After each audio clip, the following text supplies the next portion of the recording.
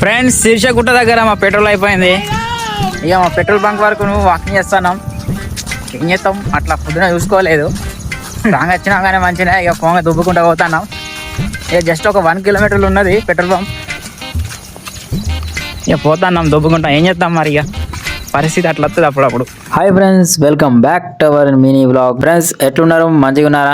నేనైతే మస్తున్నా. ఇక ఇవాళ పొద్దున్న లేచి అయితే మంచిగా జిమ్ కి అయితే వచ్చేసాము. ఫ్రెండ్స్ ఒక విషయం అయితే చెప్తా మీకు. ఇక కౌటల గ్రౌండ్ కు వాకింగ్ అని వస్తే ఎక్సర్సైజ్ చేసి ఇంటికి అయితే వెళ్తుండే. ఇక అప్పట్లో అంత మంది నాకు కనపడకపోతుండే. ఇక కొత్తగా జిమ్ అయ్యేసరికి నాకు కొత్త కొత్త మొహాలు అయితే కనిపిస్తున్నాయి. ఏంటంటే ఇక ఇంటికానే చాలా మంది హోమ్ వర్కౌట్ చేసే వాళ్ళు ఉంటారు మాలాగా. కొందరు ఏంటంటే బయట జిమ్ కు వెళ్ళిన వారు కూడా ఉంటారు. ఇక వాళ్ళు ఇక్కడ మన కౌటల దగ్గర జిమ్ అయ్యే వరకు వాళ్ళు కూడా వస్తున్నారు. నిజం చెప్పాలంటే దగ్గర మేము 1 ఇయర్ నుంచి హోమ్ వర్కౌట్ చేస్తున్నాము. అయితే నేనైతే 72 కేజెస్ ఉండే, ప్రజెంట్ నేను 65 కేజెస్ ఉన్నా. దగ్గర నేను 7 కేజెస్ అయితే వెయిట్ లాస్ అయినా.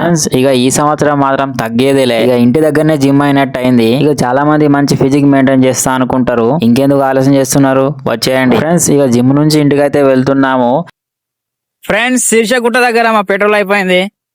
ఇక మా పెట్రోల్ బంక్ వరకు నువ్వు వాకింగ్ చేస్తున్నాం. ఇక పెట్రోల్ అయితే వేసుకున్నాం, ఇక వెళ్తున్నాం. బాయ్ ఫ్రెండ్స్, రేపు కలుసుకుందాం మళ్ళా.